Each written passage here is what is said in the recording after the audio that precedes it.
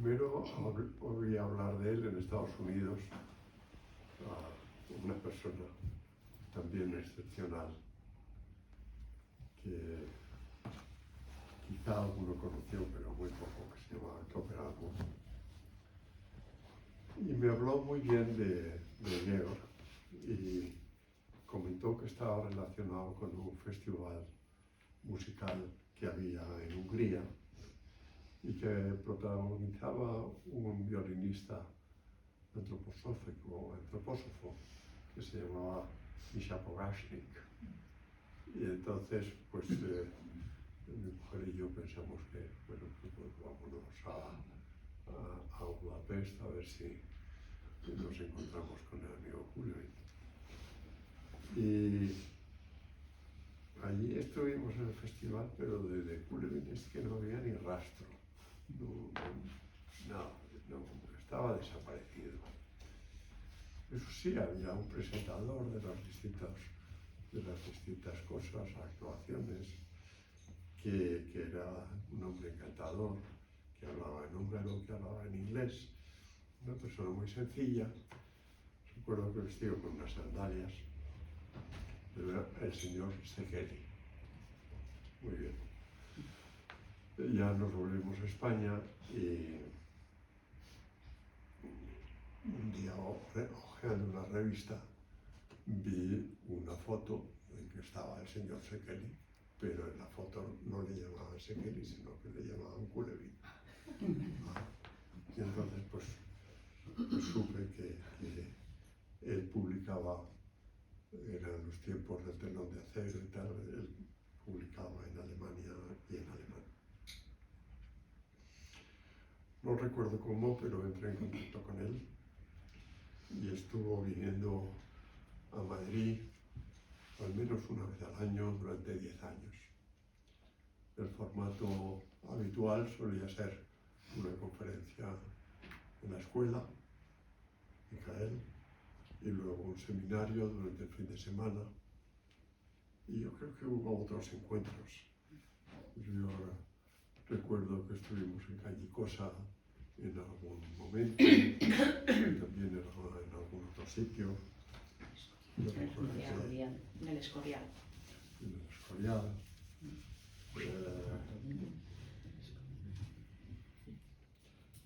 Bueno, fueron ocasiones realmente extraordinarias. Valentín la recordará, también había otro gran amigo que ha mandado una nota que luego distribuiremos, que se llama Ahmed. Fueron momentos estupendos, porque las clarificaciones que proporcionaba Georg eran muy nuevas y muy extraordinarias. Toda su teoría del conocimiento era sumamente interesante. Durante ese tiempo se tradujeron al español, esos 10 años, varios libros con la inestimable involucración de Jaime Vergara como traductor, que hizo un trabajo muy bueno, muy concienzudo y muy entregado. Le estoy profundamente agradecido y admiro su trabajo. También doy gracias, claro, a Isabel y a Lola, que apoyaron todo el proceso de la publicación de libros. Yo ahora hace mucho tiempo que no leo a Kuhlewin y por ello no recuerdo bien el contenido de cada uno de sus libros, que en su día trabajé, claro, porque colaboraba con Jaime un poco. Pero sí, lo que me viene es lo siguiente. Fue un maestro impresionante en teoría del conocimiento. Dejó en mí una huella de comprensión absolutamente fundamental. Recuerdo especialmente a este respecto los 3 primeros capítulos de La normalidad a la salvo. Son de fácil comprensión y magníficos. Siempre decía que era su libro menos meditativo, que era porque los otros son más meditativos y más meditaba, escribía. Y este no, este escribió más con un sentido pedagógico directo.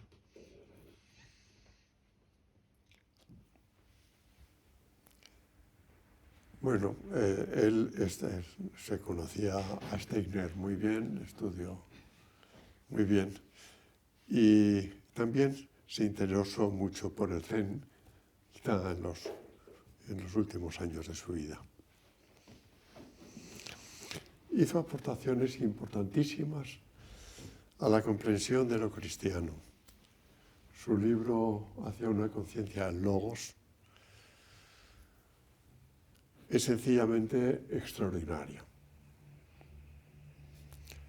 Durante mucho tiempo lo tuve como el libro más importante que había leído. En estos días pasados me lo he vuelto a leer rápidamente, muy por encima. Pero ya lo había trabajado en su día intensamente. Y me reitero en su valor. No es un libro fácil y hay partes que no entiendo, se me escapan completamente. Pero es profunda y esclarecedora su explicación de la transición del alma consciente al alma espiritual, en la que se favorece que la luz que somos sea consciente de sí misma.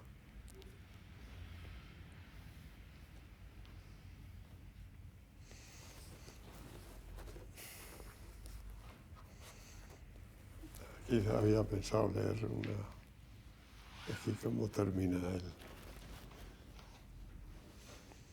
el espíritu del logos en mí, al que veo, tiene que crecer y yo, mi entidad del ego, tiene que disminuir. Tengo que abrir el camino para que el que viene detrás de mí, cuyo mensajero soy yo mismo, soy yo como ego, abrir el camino para la luz del mundo, que algún día dará testimonio de sí misma en mí y cuyo testimonio tendré en mí.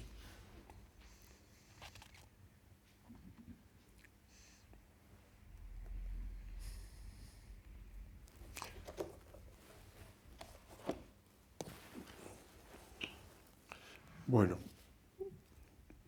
fue un maestro de meditación y él la practicaba muy frecuentemente. Pero él, en su meditación, él siempre tenía la tendencia a utilizarla para tener comprensiones para sus libros. Y entonces él entraba en un estado meditativo con mucha facilidad, escribía, tomaba nota, volvía otra vez al estado meditativo y escribía, ¿no? Decía que de esta manera cogía peces, es decir, las intuiciones, las comprensiones que recogía en sus libros.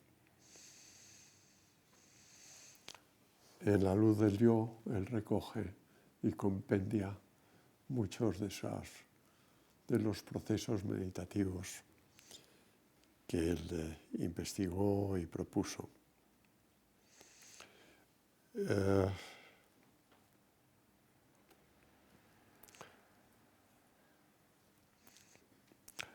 Yo tuve dificultades con eso, pero para mí son demasiadas posibilidades y necesito una cosa más sencilla, más repetitiva, más monótona, más que no tengo que plantearme qué es lo que voy a hacer o de qué voy a tratar, pero realmente sus aportaciones para meditar de distintas maneras, pues es magnífica. Y él sabía también él tenía muy clara y muy vivencial la presencia de la pura luz, esto que hemos leído de la trascendencia del yo psicológico hacia la presencia de la luz, el desvelamiento que él llama aletheia, y como consecuencia de ese desvelamiento también, o al mismo tiempo, de charis, del amor, ¿no? Para quienes estuvimos con él, Georg es un recuerdo imborrable hacia el que fluye nuestro agradecimiento. Mi amigo y compañero Ahmed El Kadri, con quien compartimos esos encuentros, ha escrito una nota recordatorio que vamos a leer y yo creo que a repartir, porque es un poco densa.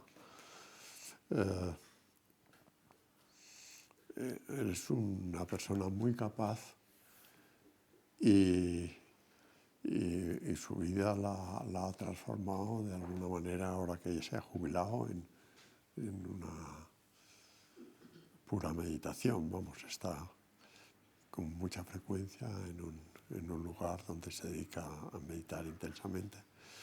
Y entonces nos da su mirada un poco desde la distancia. Muy bien, muchas gracias. Por tu aportación y por quizás de las cosas más importantes que le trajeses a España. Sí, sin duda. ¿Qué ocurriría en ese encuentro con él para que en ti dijeses, pues para aquí, para España, ¿no? Y que tantas personas hayáis podido con veneración experimentar y meditar y profundizar y sobre todo conocerle personalmente. Gracias, Sí. Javier. Ese encuentro, bueno, nos ha beneficiado y nos beneficiará a muchos, ¿no? Pues seguimos, señores. Ahora seguimos con nuestro Valentín, que va a exponernos de la normalidad a la salud, y supongo que aquí todos le conocéis, pero bueno, voy a hacer un poco de presentación. Valentín es ingeniero de telecomunicaciones, experto en tecnologías de la información y cofundador del Centro Abierto de Antroposofía, actualmente presidente. Amigo entrañable, y te agradecemos también el impulso de decir, vamos por ello, vamos a celebrar a este ser extraordinario, ¿no? Y preguntarte pues cómo lo conociste y qué vivió en ti, cuáles fueron tus experiencias, que nos cuentes un poquito también tu vivencia más personal, Valentín. Gracias, Marilyn. Gracias a todos por estar aquí. Bueno, este evento surgió un poco a raíz de que en Budapest este año en Pentecostés se celebró el centenario del nacimiento de Georg. Nos invitaron a Javier y a mí, pero cada uno por nuestras razones no pudimos asistir. De todas maneras, era un evento que estaba muy centrado en el mundo húngaro, austro, germano, americano. Venían de todas partes del mundo, hubo como 140 o 150 personas en ese evento. Y se nos ocurrió que para el mundo hispano podíamos tener también bien nuestro propio evento, ¿no? Tenemos que agradecerle, bueno, yo había leído me había preparado notas, pero al final me sale un libro. Como dice mi amigo Juanjo, siempre soy excesivo preparando notas. Entonces, notas sobre los libros de Coulemin, para los que no lo conozcáis o en profundidad, para que tengáis una visión global de su obra, ¿no? Pero antes de eso, decir que en el 93, a través de mi amigo precisamente Juanjo, descubrió a Georg en francés. Y cuando empezamos a leerle, yo me compré los libros en inglés, todavía no había la traducción, y empezamos a trabajarle. Y estábamos tan contentos trabajándole cuando de pronto un día, en mayo, oímos que venía a España. Entonces nos apuntamos rápidamente al evento, que fue la Escuela Micael, y allí es donde apareció este señor, que era bajito así, sonriente siempre y tal, acompañado de Javier, que era el traductor oficial, y lo fue durante los siguientes 10 años de Georg.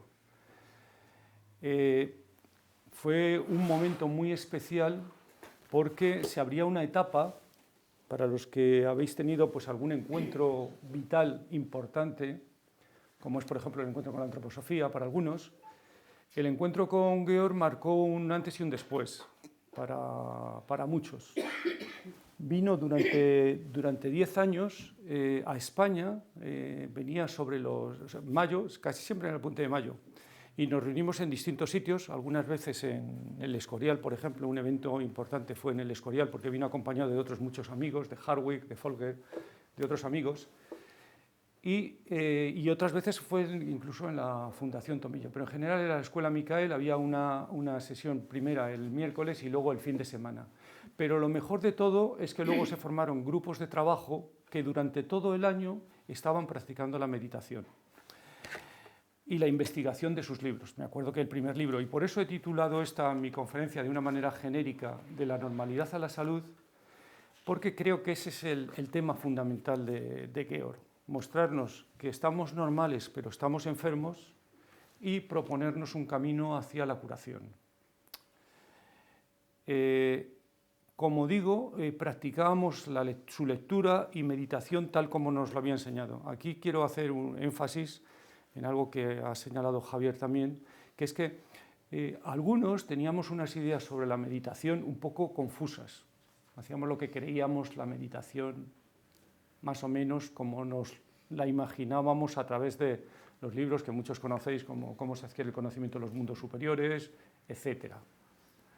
Pero no teníamos una idea muy clara. Georg, yo cuando empecé a leer sus libros, seguía su lógica muy fácilmente, decía, qué fácil es este tío.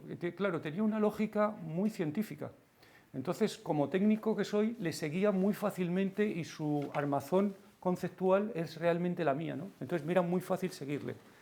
Además, como decía Javier, se expresaba, su lógica era, aunque difícil, por los temas que trataba, era fácil de seguir.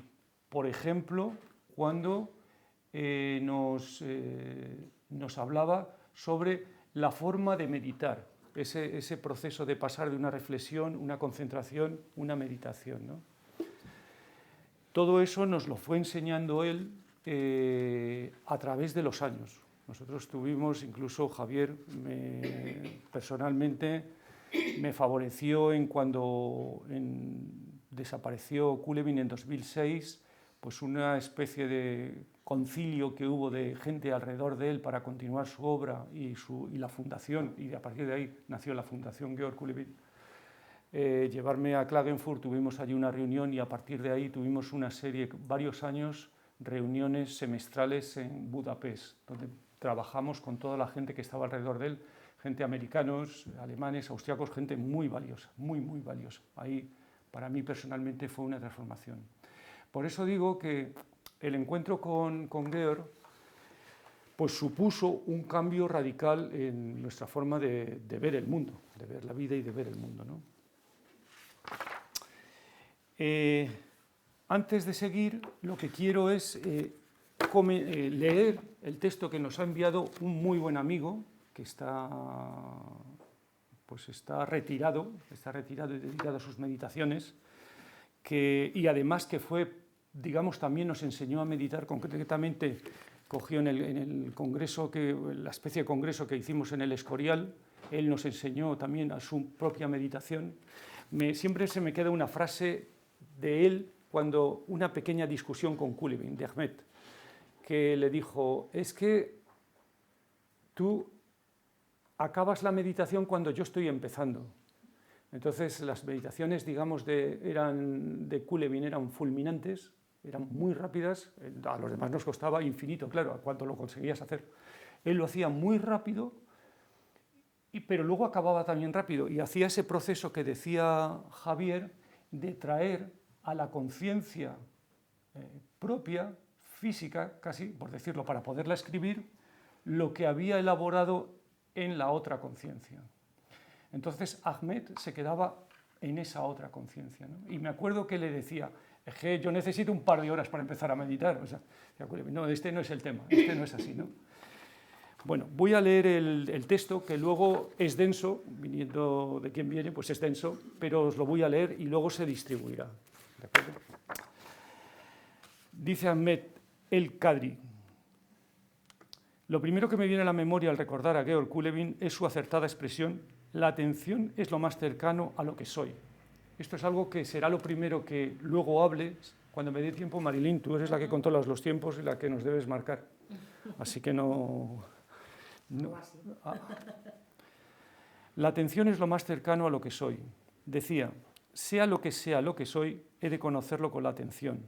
Por tanto, la atención es lo más cercano a mí mismo. Más tarde me di cuenta que esta expresión señalaba a una vía de profunda sabiduría para el autoconocimiento. La importancia de la vía del cultivo de la atención pura para el autoconocimiento quedaba a veces desdibujada en Georg, porque, como pensador y erudito que era, estaba particularmente interesado en el aspecto intelectual de la ciencia del conocimiento y en su modo de enseñanza y transmisión. Frecuentemente se servía de la meditación para alcanzar cogniciones sobre aspectos específicos que luego trasladaba a sus libros. Sin embargo, la citada expresión daba en la diana, porque es precisamente esta atención mantenida de forma continua y consciente la que nos lleva de vuelta a casa, a reconocer nuestra verdadera naturaleza. Georg reconocía esta prioridad y decía: lo que buscamos no es el pensar, sino la fuerza pura de la atención vacía. Nos indica incluso aquí, ya lo veréis, el párrafo del libro donde esto aparece referenciado, ¿no? Ciertamente, sea lo que sea nuestra naturaleza o nuestra esencia, lo cierto es que tiene la capacidad de conocer, y este conocer se da por medio de la atención, pues nada podemos conocer si la atención no lo desvela o pone de manifiesto. Otra frase que me resulta de inmensa sabiduría es: la atención consciente es la amiga de la sabiduría, que se despierta en sí misma, a sí misma. Georg practicaba para su investigación meditativa un proceso de concentración del sentido de la frase en una sola palabra, de la que también se llegaba a prescindir para mantenerse en el ámbito del significado puro, previo a las palabras. Georg decía que no es posible definir lo que es la atención, porque no tiene ninguna característica que puedan captar nuestros sentidos. La atención es libre de toda forma, color, olor, sonido, etc. Precisamente esa libertad para albergar cualquier contenido o forma, objetos, pensamientos, sentimientos, es su característica, pues puede hacerlo por no tener una forma propia. Todo lo conocemos por la atención. Si la atención, tomando la forma que fuere, también fuera simultáneamente consciente de sí misma, el objeto conocido y la atención misma formarían una unidad inseparable propia de una conexión no dual. En ella, el yo psicológico no está presente. Pero el suceso cognitivo es tan instantáneo e inconsciente que cuando la atención toma la forma del objeto que conoce, ella misma no se reconoce, y en su desconcierto, entre comillas, en su no reconocerse, se imputa erróneamente una existencia separada, un sujeto frente al objeto, un yo mental o psicológico frente a lo otro. El proceso de generación del yo psicológico es muy obvio en el niño pequeño, cuando se va identificando con su cuerpo y con los contenidos de su mente. Surge así la dualidad sujeto-objeto y toda la relación entre ambos que nos mantiene prisioneros de la mente psicológica, controlada por el yo. Un hechizo, un encantamiento difícil de romper, que nos tapa la luz del mundo y nos impide reconocer lo que verdaderamente es. Recuerdo una de las frases meditativas de Georg: el mundo es luz y solamente luz. Por la luz de la atención conocemos todo, un todo que está hecho de esa luz. Pienso que cualquier vía de conocimiento que recorramos finalmente desembocará o concluirá en esta atención consciente, totalmente individual y también cósmica, sin la cual ningún conocimiento es posible, como tampoco ningún despertar es posible. La consciencia de la atención es el gran medio y el gran secreto desvelado y promovido por los sabios.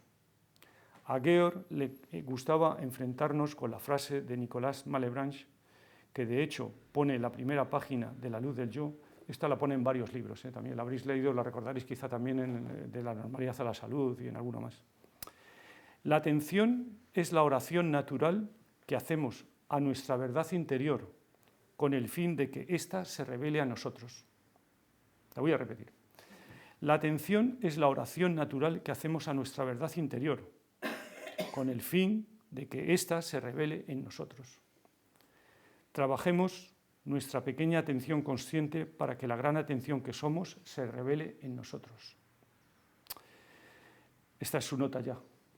Es un gusto para mí compartir con vosotros estas memorias y reflexiones que sintetizan el núcleo de mi propio camino, para el cual las enseñanzas de Georg fueron enormemente esclarecedoras. Me siento muy afortunado de haberlas recibido y le estaré siempre muy agradecido. Ahmed El-Kadi. Como digo, esto que he leído, que es denso, me hace un resumen casi a mí de lo que iba a contar, está aquí a vuestra disposición. Yo anoté aquí que en su primer seminario, en 1996, tengo las notas de todos sus seminarios, que algún día pensaba en publicar también, pero lo que quedó claro era la base de su tarea. Georg tenía dos ideas claras. Una era enseñar a meditar y otra, lo que podemos denominar la ciencia del espíritu. Poner los fundamentos, que creía que eso es lo que Steiner también había tratado de hacer, por ejemplo, en libros como La filosofía de la libertad, poner las bases para una ciencia del espíritu, que siguiendo la metodología básica de la ciencia que conocemos, que no descartamos nunca sus resultados, pero sí reconocemos sus limitaciones, como es el materialismo que nos impera y que eso coloca un paradigma en la ciencia que le impide salir de ahí, ¿no? Y, por ejemplo, no reconocer cosas como las que sabemos que Goethe reconocía, como la existencia de otro mundo que fundamentaba ¿no? Lo visible, lo invisible, lo visible, que decía Novalis, ¿no? Entonces, él llamaba a todo esto, todos estos temas fundamentales, trabajarlos, la atención, la conciencia, conocimiento, lo llamaba en su forma de estudio la escuela de conciencia. O sea, formarse una escuela de conciencia donde todos estos conceptos se fueran aclarando y, por tanto, pudiéramos pasar de lo normal a lo sano. Conceptos suyos eran, por ejemplo, la atención vacía, antes lo ha mencionado Ahmed, signo y significado o cognición. Cognición significa, es con G, lo utilizaba con G. Y este fue un tema que está aclarado en algunos de sus libros, por ejemplo, en De la normalidad a la salud, pero en otros libros, en también Practicar la verdad, él aclara lo que quería decir con cognición. Fue un tema, además, que discutimos cuando hablábamos con Jaime, me acuerdo de algunas reuniones con Culebin, que salíamos con Jaime, con el traductor del que ha hablado Javier. Él no sabía de antroposofía y no sabía tampoco de la terminología de lo que quería decir realmente, en el fondo, Culebin. Pero sí que era muy exigente a la hora de entender, y con términos de estos, y en casa a veces de María José, estábamos discutiendo términos de lo que podía querer decir exactamente eso y de cómo se podían traducir. Uno de ellos es cognición. Es un término que el Erkennen en alemán no tiene una traducción muy concreta en español, porque es el conocer en su proceso, desprovisto de objeto en su proceso. Quiero decir que los libros, en algunos términos de los libros, hay que entender la dificultad del traductor, la enorme dificultad del traductor para traducir esos términos. Bueno, Lola, luego lo comentaremos también cuando se presente el libro, pero los enormes dificultades del traductor, y también siendo libros, siempre Culebin decía, este es un libro, tiene que ser un libro exigente. Exigente quería decir, ya os podéis imaginar lo que quería decir. O sea, que te exigía, que tenías que ponerte en él, y tras el estudio, como decía, las fases del camino de conocimiento pasan primero por el estudio y luego por irte cada vez más allá a una atención más concentrada en cada cosa que hay, para leer lo que de eso es signo, lo que es el significado. Ese fue otro de los términos que él nos desveló, signo y significado, haciéndonos ver que los signos, lo que vemos escrito, lo que hablamos, solo son signos de significados. Los significados son las ideas que están en el mundo espiritual. Por eso, tanto el hablar como el pensar son facultades que están por encima de la conciencia, facultades supraconscientes. Ese es otro concepto que nos abrió, supraconsciente y subconsciente. Pero voy a tratar de seguir un poco el orden que me había planteado para no dar saltos. Esto que he comentado, todo esto que he comentado hasta ahora, de una atención, de un conocimiento independiente del cuerpo, lo podéis encontrar en Consciencia del Logos, o hacia una consciencia del Logos, es el título realmente, ¿no? Había, para quien tenga duda de, porque han existido esas dudas de si era muy antropósofo o poco antropósofo, eso hasta en el Goetheanum yo he oído ideas de esas, tiene un libro que se llama Trabajando con Antroposofía. En los libros de él, ese concretamente Trabajando con Antroposofía, aborda todos los temas que son muy difíciles dentro de la antroposofía y trata de aportar sus propias aclaraciones. Y va citando donde Steiner va citando determinadas cosas. Ya sabéis que dentro de las obras de Steiner hay veces, por ejemplo, cuando se está hablando del yo, que se está hablando, Steiner no precisa muchas veces exactamente de cuál está hablando. Entonces, ese tipo de cosas las trata de precisar en libros como Trabajando con Antroposofía, ¿no? Pero en otros muchos también. Por ejemplo, en el libro que presentamos hoy, La vida del alma, al final está lleno de referencias a todas las obras de Steiner, ¿no? Como decía, Kulevin, esta obra que no es meditativa, sino que es realmente un poco explicativa de todo lo que representa su obra y de cómo nos ve de la normalidad a la salud, contiene ya la base de lo que quiere decir. Tenemos una conciencia enferma, pero no nos podamos dar cuenta porque todos estamos contagiados. Es como si el mundo fuera azul, nadie distinguiría el color azul, porque todos veríamos azul. Bueno, pues estamos todos imbuidos en la misma creencia y entonces no podemos distinguir cómo es la enfermedad de la consciencia. Ese es el problema que él se planteaba, que fuéramos en una curación de la consciencia. Y eso es lo que en el último capítulo, o en el penúltimo capítulo de la normalidad a la salud, habla de un camino de conocimiento. Un camino de conocimiento es una sanación, y es una sanación de la consciencia. El lugar inmaterial, efectivamente, el lugar inmaterial donde está esa enfermedad es la consciencia, pero es inmaterial.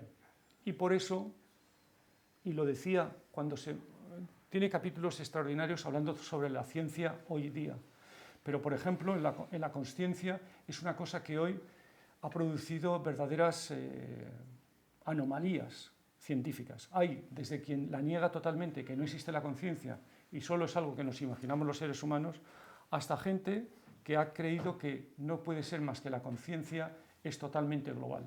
Hoy en día la ciencia más en punta, derivada de la mecánica cuántica y todo esto, está más en esta segunda tesis que en la primera. Pero mucha gente, por ejemplo la gente que está desarrollando inteligencia artificial, está más de acuerdo en que no existe la conciencia. Claro, tienen un problema enorme, que es cómo se diseña algo que no sabes ni en qué consiste. Porque la conciencia, realmente lo que designamos como conciencia, es un término que no tiene una definición clara. Decimos estar consciente, prestar atención, ser consciente de algo, etcétera, etcétera, pero tener conciencia de algo, pero nunca sabemos, es tan omniabarcante esa palabra que no podemos definirla. Y eso es lo que nos señalaba Kulevin. Como ha dicho Ahmed también, el tema de la atención era lo más cercano. Atención, conciencia, la atención. No podemos tener nada más cercano que la atención, y ese es un poco el resumen del libro. Tiene un libro que os recomiendo vivamente para el que no lo haya estudiado. Es un libro exigente, y ya sabéis lo que quiero decir.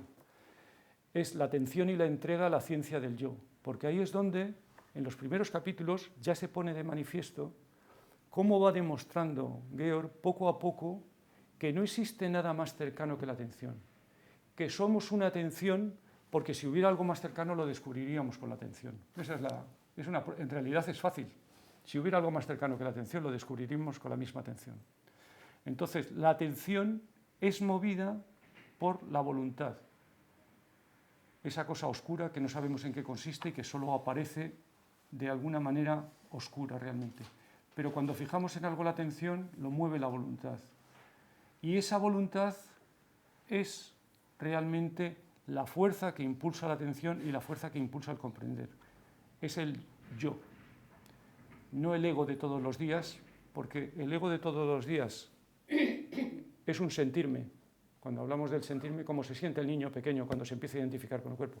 Ese sentirme también es un objeto de la atención. Ese no es el yo verdadero del que está hablando Coulevi, ¿no?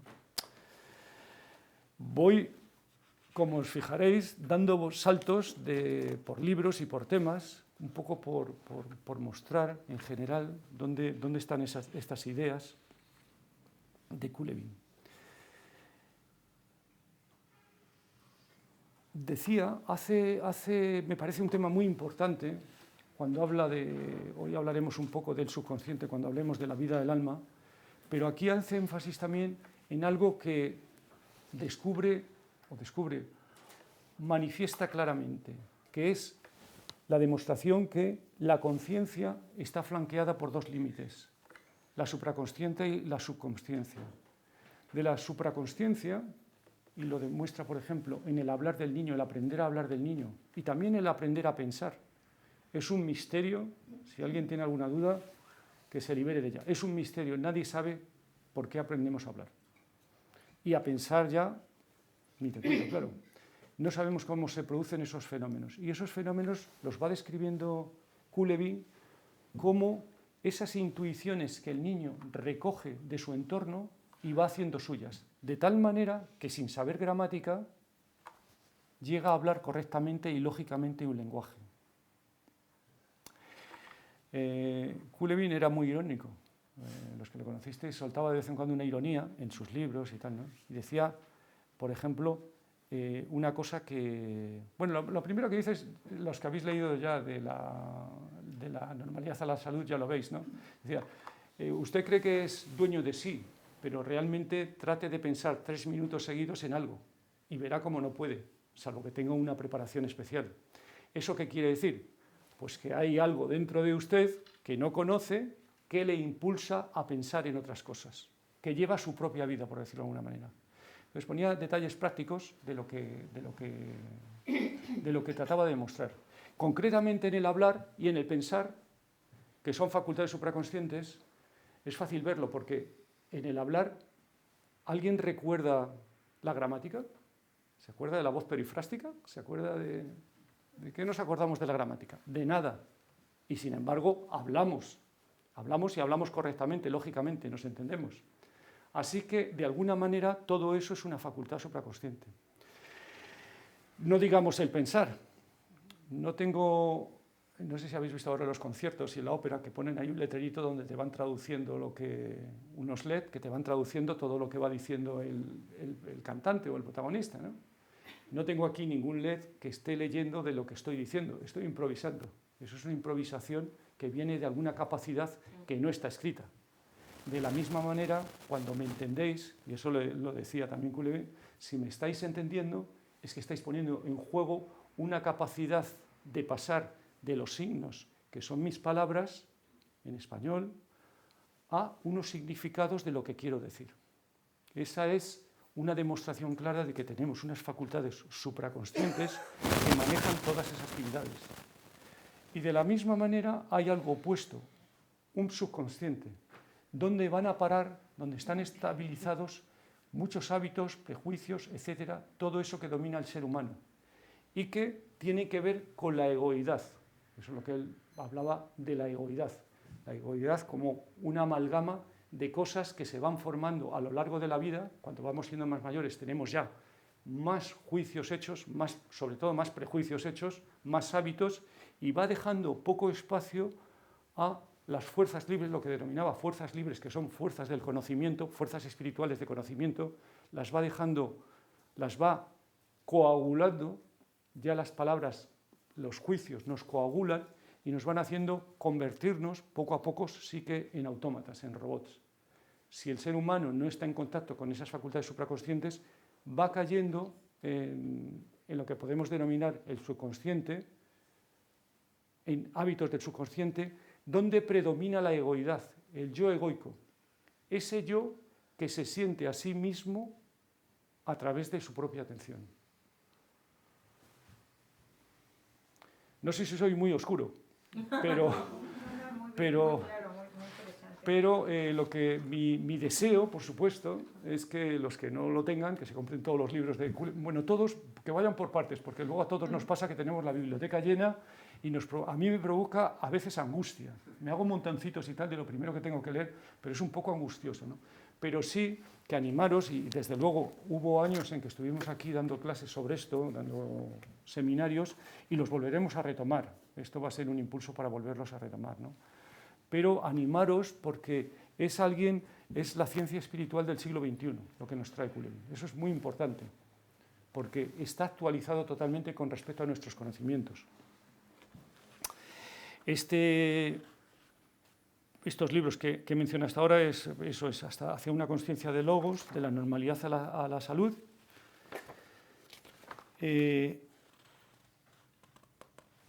He mencionado también la atención y la entrega, la ciencia del yo. ¿Cómo vamos de tiempo, Marilyn? Bien. Bien, ¿cuánto nos falta? Son las 11 hasta las 11:30. Ah, vale. Tenemos tiempo y luego si queréis alguna preguntarnos. Quería dar un poco de tiempo también para Javier y para mí si nos queréis preguntar algo, ¿no? La atención, como ya ha dicho Ahmed, no se puede describir. Es una facultad supraconsciente que no se puede describir y que incluye el percibir, el darse cuenta, observar con atención volitiva, queremos observar, etc.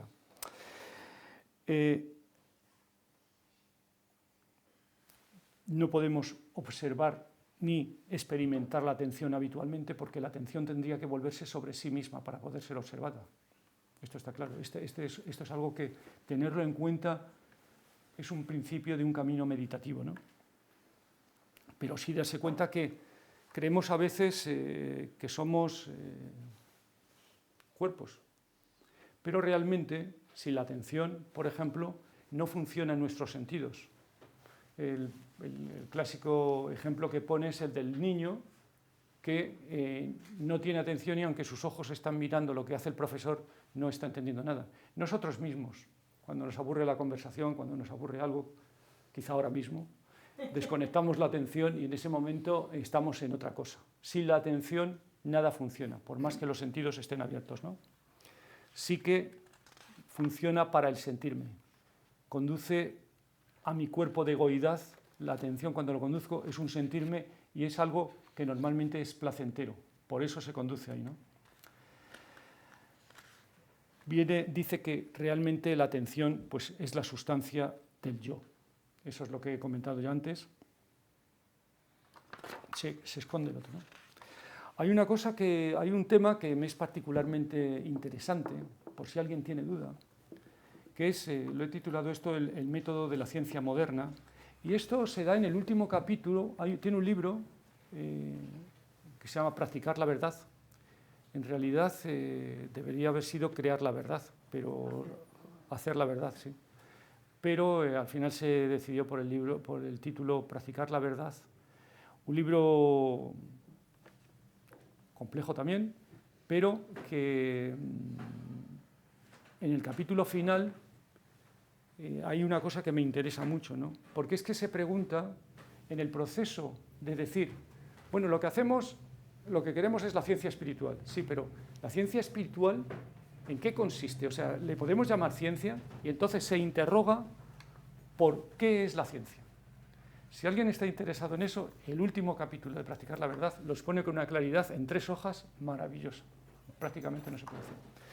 Y lo que viene a decir es, no puede haber ciencia si no hay preguntas. Solo el ser humano es capaz de preguntar. Cuando se habla de la comunicación de los animales y todo esto, los animales transmiten información necesaria, que lo transmiten instintivamente debido a su condicionante de vida. Solo el ser humano se pregunta. Yo, si no me formulo una pregunta, no me respondo nada. Solo puede haber respuestas cuando hay preguntas. Y si me formulo una pregunta, es que hay luz y oscuridad. Porque si lo viera todo claro, no me haría ninguna pregunta. Los seres angélicos tienen ese problema, que no tienen preguntas. Nosotros sí. Por eso también puede existir la libertad, porque hay luz y oscuridad. Por eso existe la libertad. Pero también puede existir preguntas. Entonces, la ciencia, desde el siglo XVI, la ciencia que vivimos actualmente y que cree que lo explica todo, dice que realmente el experimento, la experiencia del mundo, la percepción es la que explica las cosas, pero no es así. La ciencia, cuando tú te enfrentas al mundo, tiene que haber alguna pregunta para que haya alguna explicación, porque si no hay una pregunta previa, no hay una explicación. Millones de personas vieron caerse manzanas, pero solo alguien que tenía una cuestión, que había creado un concepto del mundo y esa percepción lo rellenaba, fue capaz de explicar lo de la manzana. Newton. Hoy en día, ese nos sirve Newton para el siglo XVI-XVII, pero hoy en día, si os acordáis con el bosón de Higgs, el llamado bosón de Higgs, Higgs lo que hizo fue prevenir que necesitaba una partícula que diera masa a otras. No sé si os acordáis de lo del bosón de Higgs, que dijo la partícula que explicaría la vida y el mundo y no sé qué, cuántas cosas más. Los periodistas ya se sabe que son peligrosos muchas veces. Entonces, el bosón de Higgs lo que hacía explicar era una falta de masa de determinadas partículas. Pero él lo predijo con sus fórmulas matemáticas. Y luego se encontró que había una percepción que podía aplicarse a eso.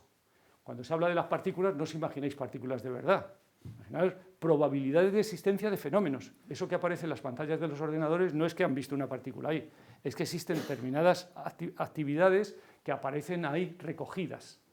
Entonces, con eso se rellena. Quiero decir, la ciencia, lo que nos tratan de explicar la ciencia como algo solo de naturaleza material y que solo se explica en las percepciones del mundo, no es así. Antes existen conceptos. Por eso Newton, entre los 24 y los 26 años, estuvo metido en su casa, dándole vueltas al coco con aquello de la fuerza, la masa, la aceleración. Entidades que no existen en el mundo, son solo conceptos, pero con esos conceptos puede encuadrar toda la naturaleza. Puede encuadrar todo lo que va viendo con percepciones. Nuevas percepciones, nuevos conceptos implican nuevas percepciones, y ese es el avance de la ciencia. Bueno, el que quiera profundizar en este tema, ahí tiene abierta una ventana. Luego hay otros libros de Steiner que también hablan del tema. Quiero recordaros, para los que no lo sepáis, porque va a haber una reedición de Los enigmas de la filosofía, que luego tiene otro capítulo, pero la última persona de la que habla en Los enigmas de la filosofía, Rudolf Steiner, es de Einstein. O sea que hasta ahí llegó hablando de eso. Luego tiene otros temas sobre la filosofía más moderna, con Heidegger y Husserl y tal, pero bueno, esos ya aparecen por separado. Pero en el libro está Einstein como el último elemento, ¿no? Como digo, esto está en Practicar la verdad. En el último capítulo de Practicar la verdad podéis encontrar estos temas, ¿no?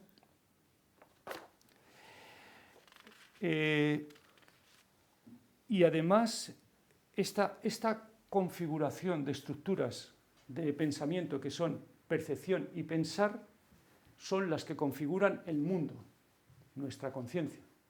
Se configura el mundo en nuestra conciencia. Aquí traigo una frase que siempre me gusta traer, una frase de Goethe que dice, esta es personal, esta por lo menos no la recuerdo de Coulemin, que es: el mundo no tiene sentido fuera de la conciencia del hombre. Pero Steiner lo dice así: donde el contenido del mundo no se manifiesta al ser humano en el concepto y la observación, en el percibir y pensar, la ciencia no es posible. Esto está en la gnoseología y en la filosofía de la libertad. Hoy en día, todos los seres humanos queremos comprender, queremos una explicación del mundo. Esto es, si os recordáis, el impulso fundamental hacia la ciencia en el capítulo 2 de la filosofía de la libertad, ya lo dice Einstein, ¿no? Cuando empieza con el versito de dos almas hay en mí, ¿os acordáis? Del Fausto, y luego empieza a decir, todos los seres humanos queremos conocer. Es algo. Y también dice algo muy importante, y ahora empalma Steiner con Coulemin. Ya no basta en esta época con creer. Esto lo escribe Steiner en el prefacio, en el anexo, en el prefacio de la edición de 1918 de la Filosofía de la Libertad. Ya el ser humano en esta época no puede solo creer, tiene que comprender. Ya hemos pasado nuestra alma, ya ha habido una transición del alma, donde ya no basta, ya no tenemos una visión del mundo donde con la creencia nos es suficiente, con la fe podríamos haber dicho, sino que ya tenemos que comprender. Y Coulevin retoma esto y nos dice precisamente en practicar la verdad y en trabajando con antroposofía. Nos dice que el ser humano hoy en día está en esa búsqueda. ¿Y esa búsqueda cómo se manifiesta? Pues se manifiesta desde buscando filosofías orientales que le conduzcan a alguna parte, que haya cienciologías de la explicación del mundo a través de la ciencia materialista, etcétera, ¿no? De muchas maneras. Pero en realidad esto no conduce a nada más que a una cosa. El ser humano tiene miedo a la libertad. Entonces, esto es lo fundamental casi de todo el meollo de la cuestión. El ser humano tiene miedo a la libertad. Ya lo dijo Dostoyevsky. ¿Os acordáis en Los hermanos Karamazov cuando aparece el gran inquisidor y crucifican otra vez a Cristo? Lo dice también. Erich Fromm, sí. el miedo a la libertad. Sí, también. Pero concretamente en el gran inquisidor lo que dice es: ¿pero para qué has venido si la gente no quiere la libertad? ¿Para qué vuelves otra vez, una y otra vez? Y entonces Cristo permanece en silencio. El ser humano tiene miedo a la libertad porque lo que no sea libertad quiere decir que tiene que, si falta una autoridad, tiene que arrostrar consigo mismo el peso de su existencia y sus decisiones. Entonces, eso le provoca vértigo y le provoca miedo, y por eso acude a cualquier cosa que le pueda explicar. Bien sea que está determinado, hay dos salidas, en el fondo es la misma. Una cosa oriental donde uno desaparezca en un nirvana, y otra cosa que son las ciencias oficialistas. Todo lo que sea científico es determinista. Sabéis que todo lo que existe en la ciencia o es determinista, está ya su proceso está hecho, su proceso está determinado, o bien es una casualidad, es un azar. Entonces, en esas dos ambigüedades, el ser humano no tiene que tomar cuenta de sí y queda eximido de ejercer su libertad, porque además libertad quiere decir moral, quiere decir que es un ser que su moral no existe puesto que está determinado. Entonces, Coulevin vuelve a esto y trata de explicar todo este tipo de cosas que el ser humano que está ahí metido, porque no quiere emprender lo que llama, como ya he dicho, un camino de conocimiento, un camino de desvelamiento. Ahí viene lo que ha dicho Javier Alecella. Pone en juego, en Consciencia del Logos, pone en juego dos términos muy interesantes: caris y alecella. Caris se traduce por gracia y alecella por verdad. En realidad, ninguna de las dos cosas es esa traducción. Alecella quiere decir a leceia. Lece era el verbo griego que tiene que ver con el río Leteo. Leteo era el río, si os acordáis, que pasaban las almas muertas para el olvido. Era el río del olvido. Leceia quiere decir desvelamiento, es decir, volver a retomar lo que estaba más allá. Caris es gracia, pero tal como se ha entendido en el cristianismo, es una gracia que recibes sin más, porque sí, porque te es otorgada. No. Gracia es algo que uno tiene que ganarse. Es la luz, pero que uno trabaja para crearla.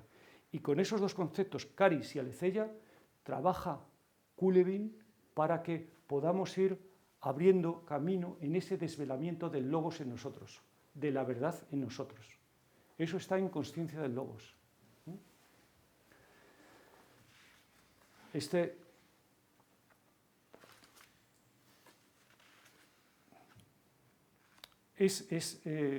Parece que es obvio decirlo, pero este es otro tema fundamental, parece que el mundo está así y ya está hecho y nosotros estamos ahí. Contra esa idea trabaja Georg. El mundo no está acabado, en lo que nos venden es que el mundo está acabado sin nuestra participación. Pero Georg demuestra que no, que nuestra cognición es la que hace el mundo, realmente es la que reconstruye el mundo. Y nosotros vivimos de acuerdo con la realidad que percibimos, con nuestra construcción del mundo.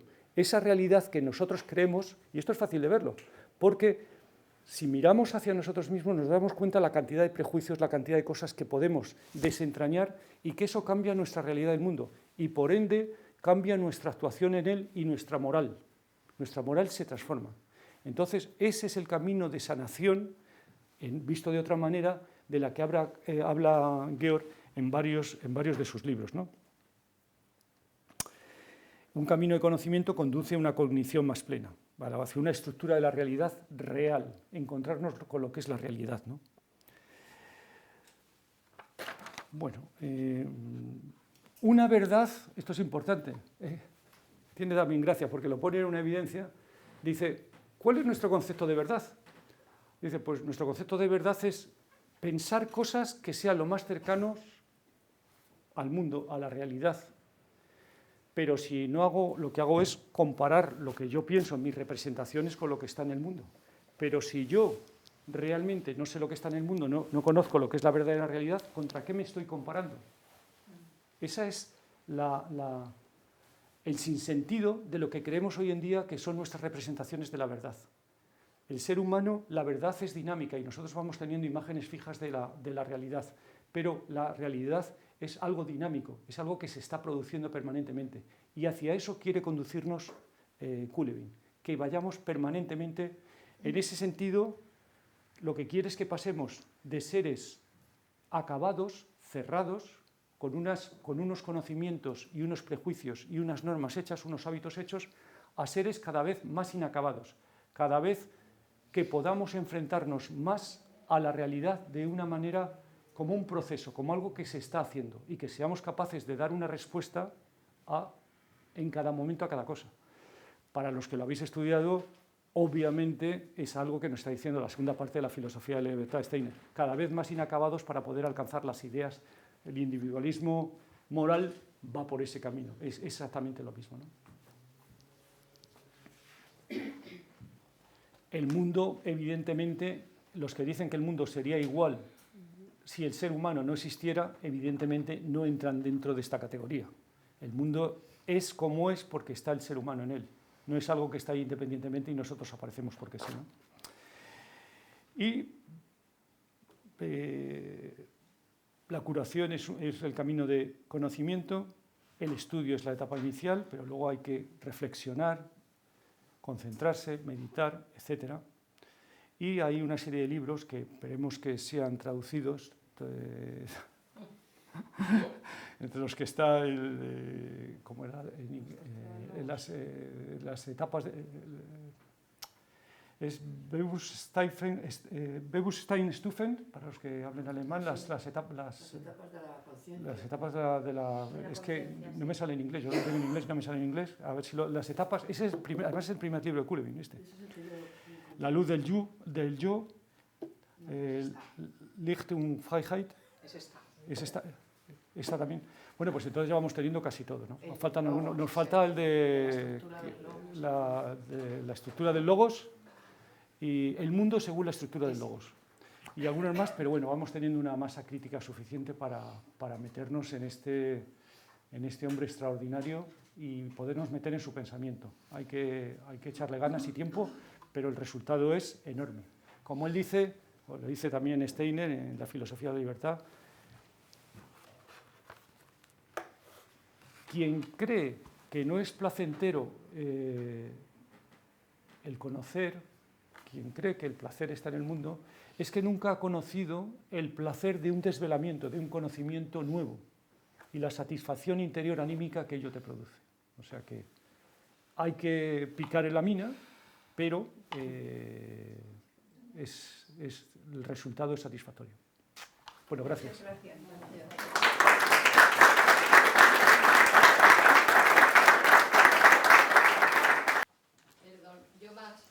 Pregunta, quería hacer una aportación. Yo conocí al señor Coolevin como madre de la escuela Micael. Él daba conferencias cuando venía a Madrid para las familias. Y era muy interesante porque eran cortas, muy concisas, pero que nos llevaba a aspectos muy... de colocarnos muy bien, ¿no?, como padres. luego también lo conocí como dentro de mi formación en Pedagogía Waldorf, también allí en la Escuela Micael. Y tengo que decir que, no sé si hay algún maestro o maestra aquí de la Escuela Micael, pero era un personaje un poco temido también, ¿no? Temido. Temido. Yo, si me permitís la expresión, era un poco como la mosca cojonera. Porque los maestros de la Escuela Micael, cuando venían, a ver qué dice Cullevin esta vez, porque era realmente, pinchaba y bien, ¿no? Hasta el punto de llegar a decir, bueno, para ciertos niños sería mucho mejor no estar en la escuela Waldorf. O sea, realmente sí, fastidiaba bastante y era muy, muy interesante. También, por otro lado, quería compartir un aspecto que para determinado grupo de personas como yo, que hemos trabajamos bien y también como madres, como padres, con los niños en la etapa de 0 a 3 años, él ha hecho una aportación enorme en comprender al niño recién llegado, ¿no? El que está recién llegado. Por mi experiencia vital, yo me confronté en un país como persona adulta que no conocía el idioma y bueno, yo tenía que trabajar mucho para aprender ese idioma, ¿no? Como adulta. Y yo estaba con niños de 2 años que hablaban y hablaban y hablaban, y no solo hablaban, sino que me corregían a mí, ¿no? Wow. Niños de 2 años. Esto me llevó los niños me llevaron a esta gran pregunta de la comprensión del lenguaje. Y digo, pero ¿qué está pasando aquí? O sea, si sois unos birrias, vosotros, ¿cómo podéis hacer esto como si nada? Y para mí era tanto trabajo, ¿no? Y de esta gran pregunta muy incómoda, tuve la enorme suerte de conocer a través de uno de sus libros, de Los niños estrella, cómo él nos lleva a la esencia de cómo es posible que se pueda aprender un idioma, el lenguaje materno, cuando todavía no está el pensar. Entonces él nos lleva a este ámbito tan originario, tan profundo, tan cercano a cómo viene el ser humano al mundo, ¿no? Que me ayudó a comprender cómo es posible esto del lenguaje y cómo me ayudó a acercarme a cómo viene el niño dotado de estas fuerzas suprasensibles y cómo en realidad todo el trabajo que tenemos que hacer es para volver a ser como ellos, en realidad, ¿no? Una aportación muy importante que desde luego las personas que estamos con la etapa de 0 a 3 años ha sido muy importante. Y yo tuve la suerte de agradecérselo personalmente. Bueno. Pues muchas gracias, Inés. O sea, estas aportaciones son un regalo, ¿no? Inés Gámez, se la conocéis, pero es madre de día y es la que ha creado toda la organización y el movimiento de madres de día aquí en España, ¿no? Bueno, sí, gracias. Un movimiento muy comunitario. Bueno, pero sí, nos trae también el libro de Cullevin, ¿no? Los niños estrella, que también fue una gran aportación, como bien ha dicho Valentín, en este misterio que es el habla. Pues sigamos. Tenemos aquí a Valentina. Yo quería decir 2 cosas. Primero, se ha mencionado el libro de Enigmas de Filosofía de Steiner y quería hacer mención que la última parte de ese libro se titula Hacia una antroposofía. Después de describir lo que ha aportado cada filósofo, especialmente el romanticismo, ¿no? Y ahí hay un impulso muy enorme humano. Entonces, cuando menciona hacia una antroposofía, indica una forma de meditar, que tiene que ver con este trabajo de Cullevin, ¿no? Poner la atención en algo que esté fuera de nuestra conciencia habitual y mirarlo como si fuera un símbolo. ¿Okay? Esta última parte de ese libro es fundamentalísima. Hacia una antroposofía. del libro Enigmas de Filosofía. Otra cosa que quería decir, yo tuve la fortuna de hacer los seminarios algún seminario con Georg Kuhlewin, y efectivamente era una persona de una consciencia, de un pensar cristalino, y todo su empeño era poner luz a saber qué es la conciencia, qué es el pensar, y para mí está totalmente unido a la antroposofía, ¿no? Por supuestísimo, un pensar cristalino. Y recuerdo algunos de sus libros que he leído con muchísimo interés, y la verdad que aleteía todos esos conceptos tan maravillosos, Navidades, cualquier libro que he leído ha sido un manantial de sabiduría y conocimiento, apelando a otra nueva conciencia. Entonces, mi más profundo agradecimiento a Javier Lantero, que lo trajo a España, y de una personalidad tan enorme, de una fortuna haberle conocido. Gracias. Gracias a ti, gracias a ti. Sí, a mí me resulta conmovedor cómo cuenta en algunos escritos que he leído suyos. No sé si podréis, los que le habéis conocido tan profundamente, cómo a sus 18 años él se encuentra, dice, ¿no? Él se encuentra con la antroposofía. A los 18 años, para los que más o menos sabemos un poco de biografía, es el primer nodo lunar, ¿no? Y siempre, como al ser humano, nos pasan cosas excepcionales. Hay un giro, hay un devenir en cada ser humano a sus 18 años, ¿no? Y a Kuhlewin, bueno, se encontró con la antroposofía, y poco después, Javier, no sé si nos puedes ayudar, estuvo prisionero en los campos de concentración, y no sé si poco después, bueno, al poco, ¿no? Es decir, una persona a sus 18 años tiene este desvelamiento, viene a él de una manera importante. No recuerdo bien su frase, pero dijo algo así en la antroposofía, dijo: si me he encontrado con lo que sé, está en mí. A partir de ahí, a sus 18 años, ¿no? Y poco después tiene esta vivencia de los campos de concentración. No sé si eso, en un momento dado, os lo participó, os hablaba de ello, ¿no? No lo recuerdo, pero he estado pensando estos días precisamente, eso es un prólogo de un libro. No recuerdo qué libro es, tú lo sabes. No, tampoco, seguramente. No, eso es Es el primero de la edición inglesa. Pero En estados de conciencia. yo creo que lo he visto en español. Y es un documento precioso, como dice que él se libera de toda... En la luz del yo. En la luz del En la yo. luz del yo hace una introducción, habla de los campos de concentración y de cómo aparta la antroposofía para luego retomarlo. Eso es. Pues será eso, es cómo se libera de ideas preconcebidas, y en un momento estudia Jung, estudia Steiner, se encuentra muy compenetrado con Steiner. Es una descripción muy bonita de su evolución.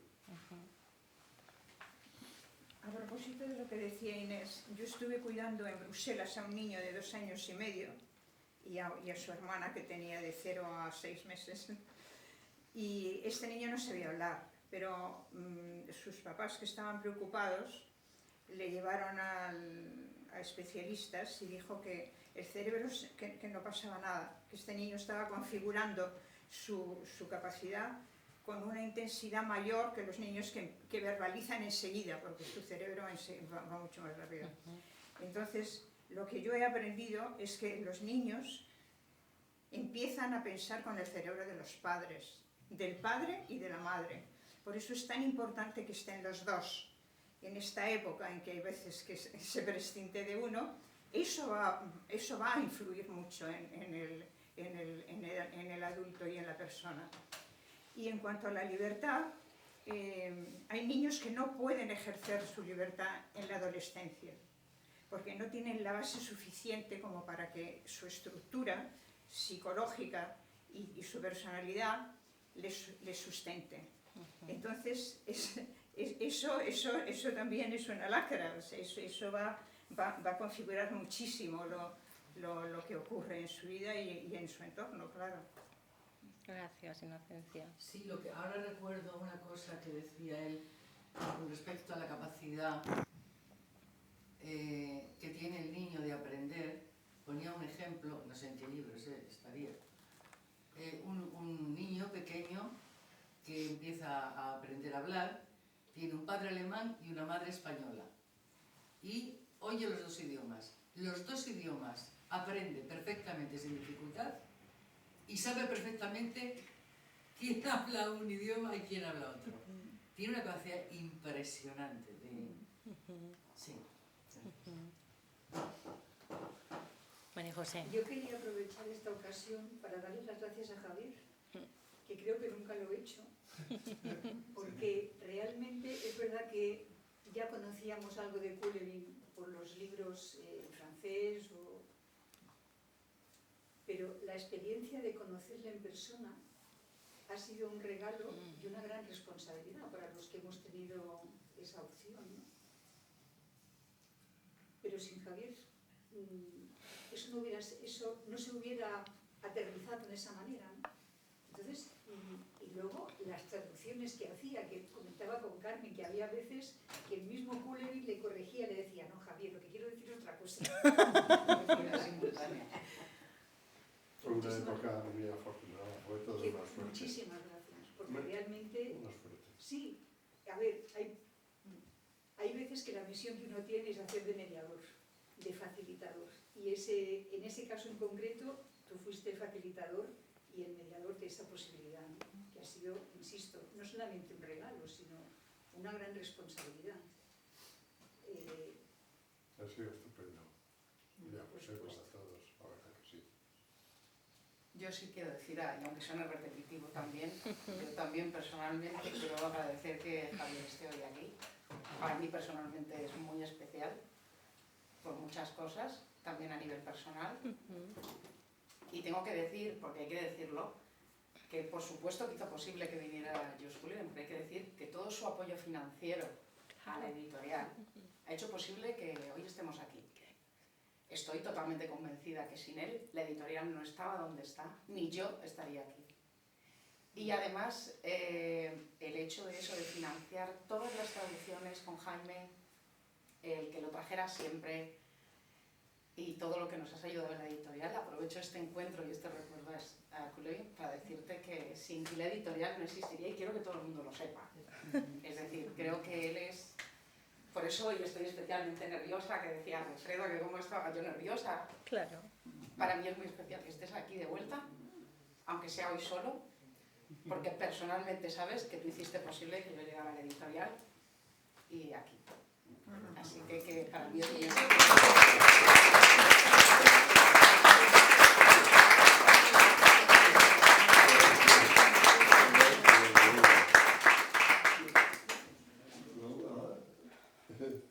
Hiciste unos cursos en Tomillo. Sí.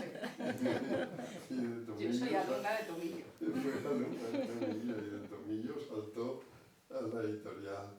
Y es verdad que fueron tiempos allí con Isabel. Eso también quiero decir, quien tendría que estar aquí sentada hoy es Isabel Novillo, que no ha podido venir porque está recién operada. Ella pensaba asistir, a pesar de que sabéis que ella ya casi no asiste a nada, hoy pensaba venir y yo le agradecí también por teléfono que viniera porque dije, por favor tienes que venir porque va a estar Javier, de nuevo va a volver un poco.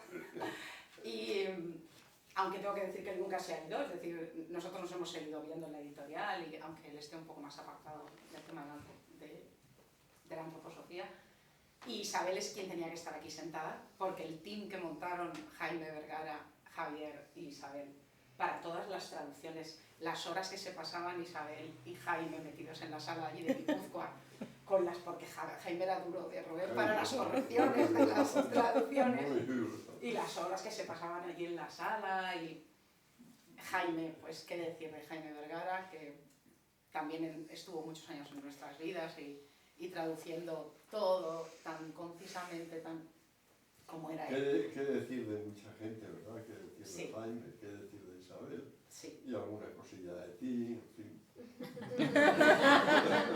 De Lola, nuestra Lola. Bueno, De Lola, no, nuestra Yo quería decir algo al respecto. Como observo que fue una cosa de destino, el que Javier encontrase a Lola y que ella fuera dirigida a la editorial, porque hubo un acontecimiento muy, muy importante. Yo conozco a Isabel desde que tengo 20 años y he conocido a Paquita Malagón, trabajé con ella hace un tiempo, pero llegó Lola y era como si Isabel encontrase algo muy entrañable, y siempre que ibas allí la atmósfera era absolutamente fraternal, absolutamente cálida. O sea, hicieron una conjunción impresionante.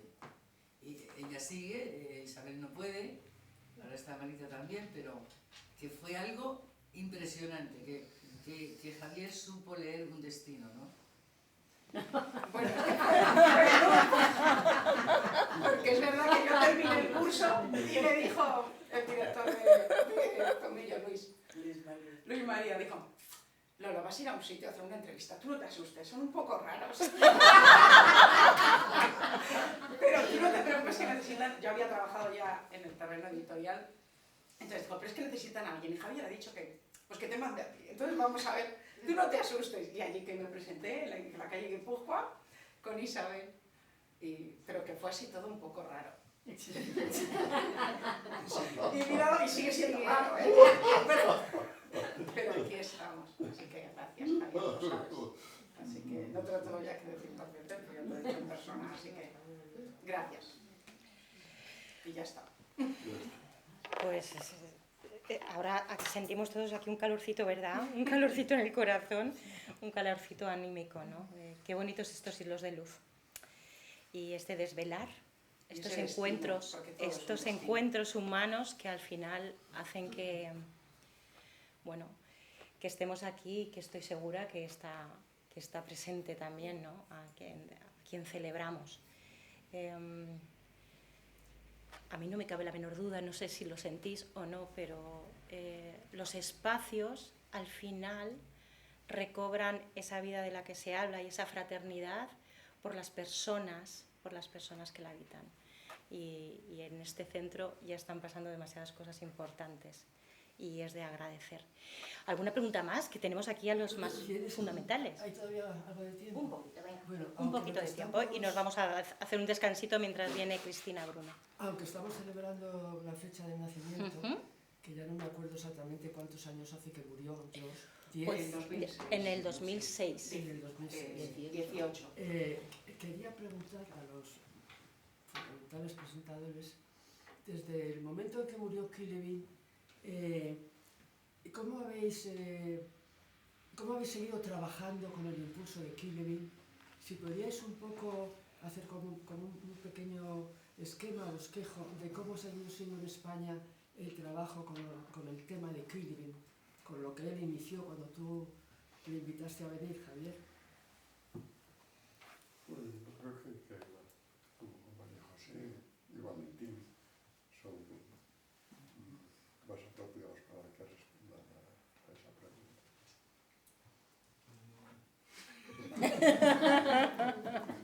Vamos con ella. Pues continuamos. Bueno, como he comentado antes, con Javier gracias a Javier tuvimos la suerte de seguir trabajando en Budapest con su gente, con sus amigos.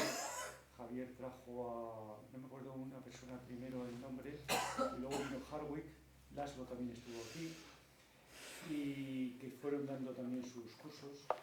Y luego continuamos aquí en el Centro Abierto, cuando todavía eran las dos partes, estuvimos varios años, hay aquí todavía personas que estuvieron ahí presentes, el curso de la Escuela de Conciencia, donde trabajábamos de la normalidad a la salud. Estuvimos durante varios años trabajando de la normalidad a la salud y practicando la meditación tal como nos la enseñó. Aparte de sus conocimientos, pues practicando la meditación. Y ese impulso, yo no sé si ha continuado en otras, tengo entendido que hay en otras partes de España gente que practica o estudia también. Aquí lo dejamos pues, por otras cosas que se van sucediendo. Lo dejamos, pero pensamos retomarlo. Este año pensamos retomar lo que es la Escuela de Conciencia con las obras de Coolevin, porque es que, claro, yo he narrado ahí, me estaba acordando ahora de cosas que no he contado, pero que tienen mucho que ver pues, con lo que trabaja Javier, que tiene que ver, solo hablamos de la ciencia del logos, pero luego tiene libros de un cristianismo renovado, Georg, como son El Reino de los Cielos y El Reino de Dios y tal, que señalan muy claramente realmente un camino, y él lo desentraña. Me acuerdo, por ejemplo, es que esto lo tengo grabado, porque cuando estuve en Jerusalén, en Bethesda, en la piscina Bethesda, la famosa del paralítico, que está allí, que siempre llega tarde cuando el ángel remueve el agua, no sé si os acordáis. Sí, lo es. La piscina del siglo XX. El paralítico, pero que nunca llega a tiempo y tal. Y Coolevin nos lo contó muy bien cuando dice que... Y yo estaba con un fraile ahí en Bethesda, también cuando estaba mirándolo. Y lo que le dice Jesucristo no es que le dice... No le formula la pregunta de si quieres ser curado o cúrate. No le formula la pregunta de cúrate, sino le formula la pregunta, ¿quieres ser curado? Esa es la pregunta, y Coolevin de alguna manera eso lo extiende a todos. ¿Quieres ser curado? Porque la curación, como dice en otra parte, contra el pensamiento, contra el espíritu, solo puede ser curado por uno mismo. Entonces, claro, te pone en juego la voluntad de emprender un camino hacia la piscina para curarte, pero la gracia te tiene que venir cuando tú dices, sí, voy a ponerme al tanto, ¿no? Él de esa manera renueva un poco en sus libros, también esa parte de libros que no hemos tocado porque es que su obra es muy grande, pero renueva un poco esa parte del cristianismo entendido ya de otra manera, ¿no? Entendido de otra manera. Entonces, si recordáis, el paralítico le dice, joder, yo es que vengo aquí todos los días, pero claro, es que el ángel baja muy rápido, a mí no me da tiempo, en fin. Es que nadie viene a meterme en la piscina. Sí, pero yo vengo todos los días durante 35 años aquí y no pasa nada. Eso es lo que nos está recordando que sí, que decimos que sí, que bien, pero que mañana. Como decía ese, si eso mañana. Pues esto es igual, lo dejamos todo para mañana. Entonces, Coolevin explica en esos libros muy bien, Inconsciencia de Logos, por supuesto, es un libro maravilloso, explica muy bien todo este tema de la actualización del cristianismo. Al respecto de lo que acabas de decir, Valentín, quisiera, es que vienen cosas, ¿no? Que con lo de la voluntad, ¿no? Que los misterios del Micaelita y también del antropósofo es el misterio de la voluntad, la iniciativa. Y a partir de ahí pueden o no suceder las cosas que tienen o no que suceder. Pero es el misterio de la voluntad, el Micaelita, el antropósofo. Gracias. Sí. No sé si vosotros sabéis si Coolevin dejó alguna autobiografía, alguna biografía. Si vais a traducir algún libro de la biografía de Coolevin. ¿Sabes? Si no hay ningún proyecto ni nada. Mira, es que yo llegué a la antroposofía a los 15 años. Y luego conocí a Coolevin en el 2000, que vine aquí a Madrid a las conferencias, un bombazo en mi vida, y venía desde Barcelona. Y me acuerdo de Javier Andero, que le doy las gracias de las traducciones. ¿No? Pero no sé, no conocía a Coolevin. O sea, lo que es su vida personal, no hay nada. Así como hay libros de Steiner que tienen toda la autobiografía y muchos autores que han editado sobre su vida, de Coolevin no tengo mucha información sobre los libros que vosotros habéis traducido. Vosotros lo conocéis, pero yo no sé si habrá dejado algo escrito él. Sí, se está escribiendo una biografía, Laszlo, no voy a decir su apellido porque es impronunciable como estos nombres húngaros, Bosernice, algo así como Skeletsi, pero más largo y más difícil. Que es un buen amigo, está escribiendo y era discípulo de Kulevin, está escribiendo la biografía. Nos lo ha dicho en un correo recientemente cuando Sí, es que hablamos sobre eso. me imaginaba que algo tiene que haber porque es que no hay nada. Yo conocía... No hay nada. Madre mía, esto es la atención y para mí fue como... Ha llegado el maestro, ¿no?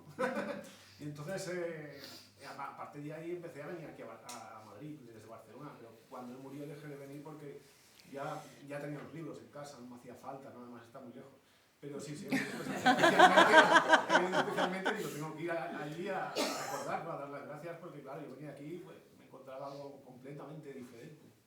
Pues te tenemos que dar las gracias a ti No, hombre, no. por haber venido Muchas gracias, también, sí, por para mí fue un supuesto. bombazo conocer a Carl Levin, me acuerdo y digo, ostras, es que yo venía aquí y se me hacía pum, o sea, había una explosión de luz, digo, ostras, ¿esto qué es? Wow. Esto es completamente, es como si ellos se van a Hungría y ven a todos allí, ¿no? Para mí era aquello una cosa toda.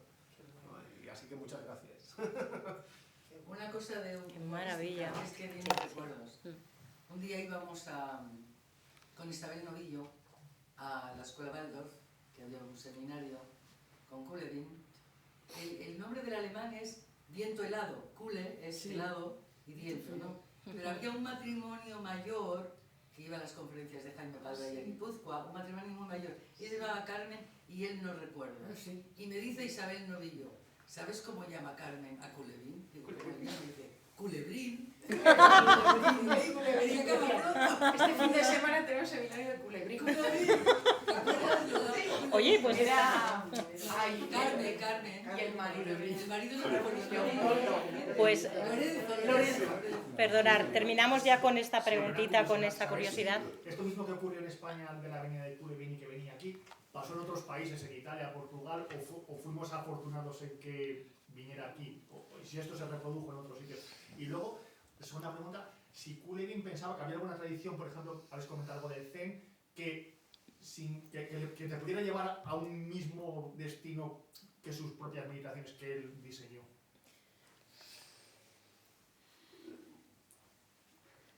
Yo creo que él estuvo mucho en Alemania y estuvo mucho en Estados Unidos. Yo creo que esos fueron sus puntos principales. Quizá también en Dinamarca o tal vez sí algo como en Alemania, en Estados Unidos, desde luego. Y luego pues él sí se interesó en el Zen especialmente.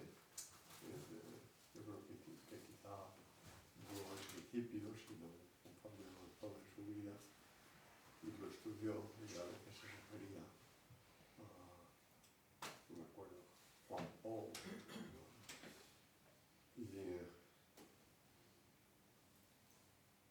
al final todo confluye,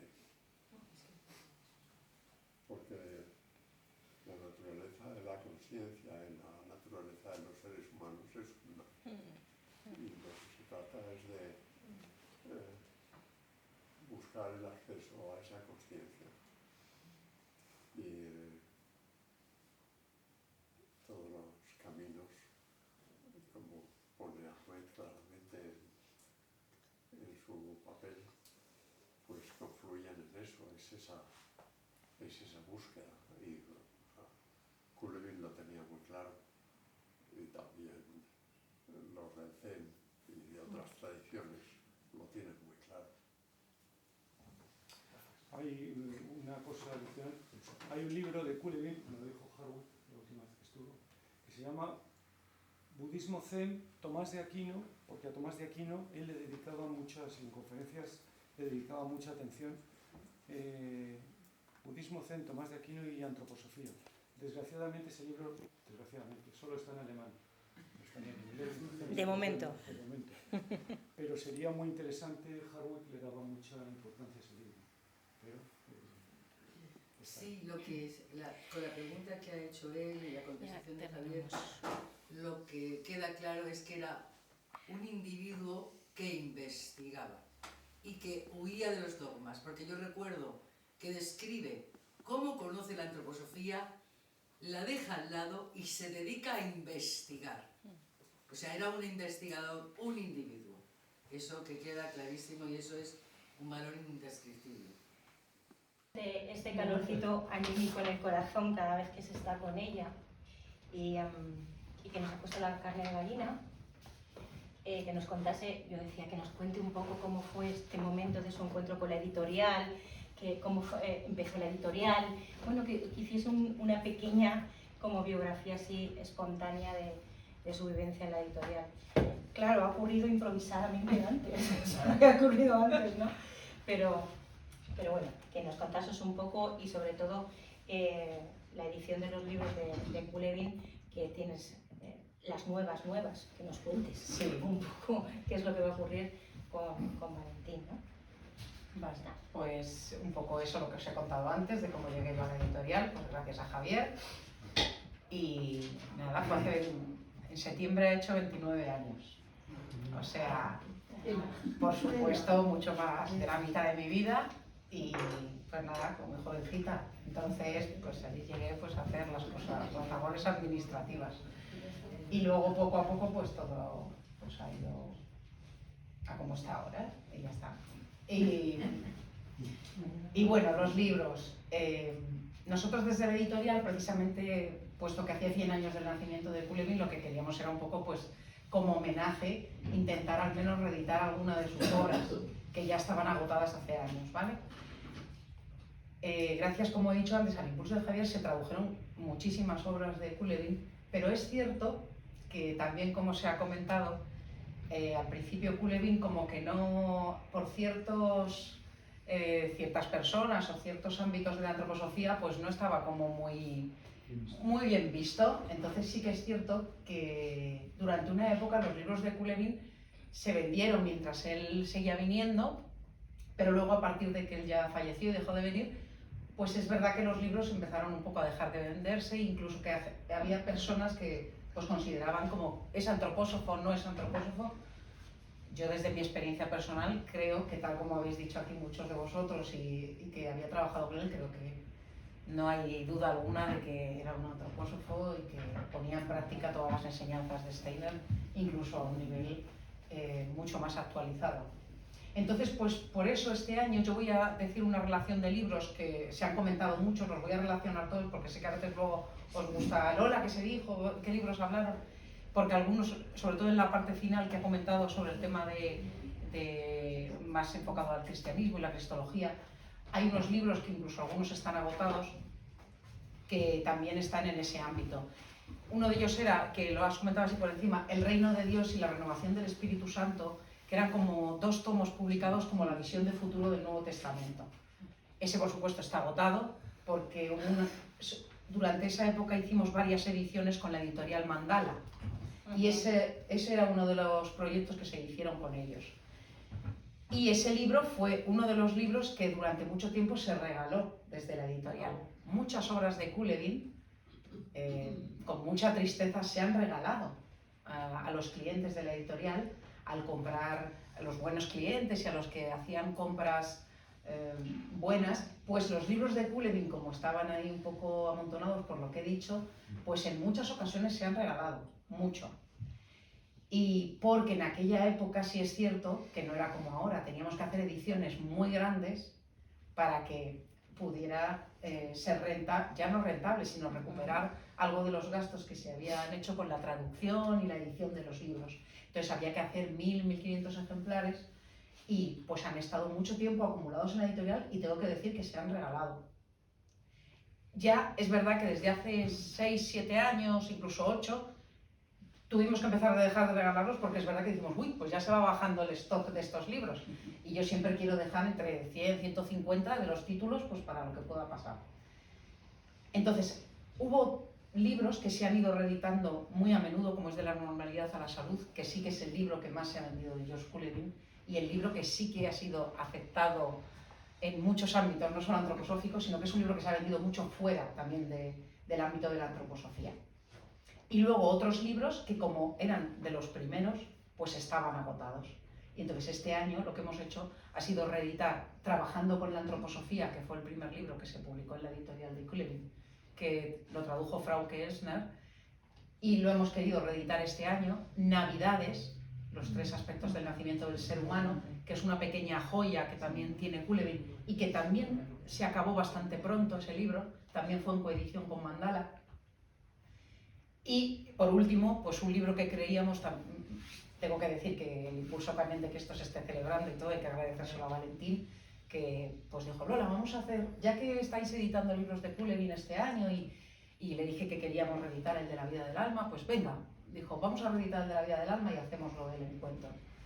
Y así fue, y entonces, bueno, pues nos gustaría en algún momento dado también pues empezar otra vez a recuperar a Coulemin y poder publicar alguna obra nueva que no esté traducida. Y quiero también hablar de un libro, 2 libros que no se han hablado y que también son muy importantes, sobre todo uno de ellos creo, La voluntad suave, y luego Sanar en la luz, las curaciones en los evangelios, que es otro libro que... Y por supuesto Practicar la verdad, que tampoco quedan, y que yo le he prometido a Valentín que lo vamos a reeditar con el nombre que tiene que tener, que es Hacer la verdad. Entonces, bueno, pues esos son un poco los proyectos que tenemos desde la editorial en homenaje a Coulemin, que en el fondo creo que es mucho más importante y más, pues, que lo que dentro del círculo antroposófico la gente pueda pensar. Pero tengo que decir que sus libros se venden mucho fuera del ámbito antroposófico. Entonces, bueno, pues que es algo que creo que todos tenemos que tener en cuenta. Y no sé si queréis saber algo, y si no, pues vamos un poco apurados. Pues que nos alegramos mucho de esta iniciativa. Sí. Bueno, sí, allá por mayo fue, o algo así, ¿no? O abril, más o menos, comentamos... Bueno, es cuando nos llegó la invitación para ir en Pentecostés al congreso de Georg Coulemin, que os he comentado antes. Entonces, al no poder ir, pensamos en hacer un evento como este. No teníamos muy claro qué hacer, pero un evento, ¿no? Tratar de recuperar a algunas personas que estuvieron desde el principio, como Ahmed también. Bueno, nos hemos quedado ahí, otras faltan que podían haber estado también y que estuvieron implicadas en la relación de Coulemin con las escuelas Waldorf, pero bueno, el evento por fin lo hemos hecho, ¿no? Que es lo que vale la pena, y también es un impulso nuevo y pensamos en reeditar un libro. Me dijo Lola, le habían propuesto otro libro que es maravilloso, pero que no está preparado, que es la estructura del mundo según el Logos. Pero yo pensaba que para estas fechas no llegaría la traducción. Entonces se queda para lo siguiente, y entonces este que estaba agotado y que es absolutamente maravilloso, y además creo que es un ejemplo de lo que Coulemin quería hacer por determinadas cosas que ahora os comentaré. Entonces hicimos Lola se puso...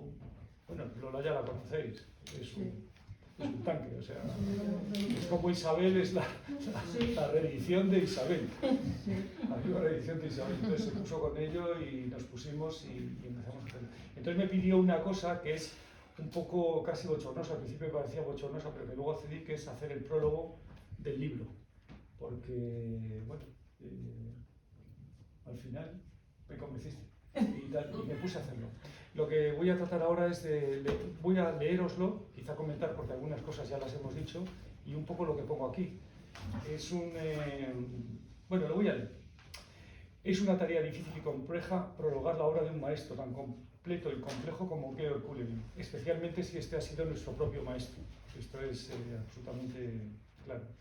Nacido en 1924 en Budapest, Georg Coulemin fue maestro de meditación, filósofo y escritor, además de científico en la rama químico-física. En 1996, como sabéis, vino a enseñar por primera vez a España y continuaría haciéndolo durante los siguientes 9 años hasta su muerte, pero su camino de investigación espiritual perdurará siempre en sus libros. La pequeña biografía que incluyó en su primer libro, el Bewusstsein-Stufen, para la edición inglesa, Georg Coulemin señaló su satisfacción por haber estudiado ciencias naturales y aprender con ello a pensar científicamente. Según su visión, era necesario para que estuviera activo para construir una verdadera ciencia del espíritu. Una de sus ideas era construir la metodología para que investigadores espirituales realmente construyeran la ciencia del espíritu en todos los campos. Aunque Georg Kuhlewin fue en su etapa profesional un científico físico-químico, persistió en lo profundo de su ser sus intereses juveniles por el psicoanálisis de Sigmund Freud y sobre todo por Carl Gustav Jung y sus investigaciones sobre el alma humana. Cuando tengáis este libro entre manos, veréis que muchas veces cita a Jung, habla sobre Jung y el tema, sobre todo los temas de arquetipos. Un colaborador de este último lo inspiró para el estudio de las lenguas clásicas y la mitología. Estas, junto con la música, fueron sus pasiones en la formación de su carácter. De hecho, él pensaba que podía haber sido músico realmente. A los 18 años irrumpió en su vida la obra de Rudolf Steiner, que después de estudios intensos apareció y desapareció varias veces en su búsqueda espiritual, hasta que descubrió su verdadero sentido en la filosofía de la libertad. Cuando entró en las obras gnoseológicas de Steiner, es cuando él vio claro cuál era su camino. Su encuentro con la obra de Rudolf Steiner fue determinante para el futuro de sus investigaciones sobre el ser humano y el desarrollo de sus facultades espirituales en el camino hacia el verdadero yo. La gnoseología que nos enseñó Rudolf Steiner realiza una revisión de la filosofía de la ciencia y el materialismo como marco ideológico, su superación en la visión kantiana del mundo para, a continuación y yendo más allá, entrar en un verdadero estudio de la actividad espiritual del ser humano y sus metas, fundando la ciencia del espíritu.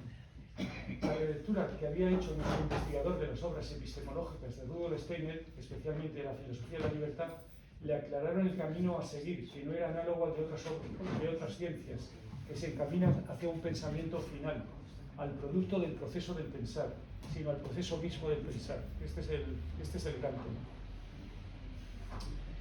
Georg Kuhlewin estaba convencido de que las ciencias del espíritu todavía esperan a sus científicos y anhelaba haber transmitido en sus conferencias, clases y libros los fundamentos de esta ciencia.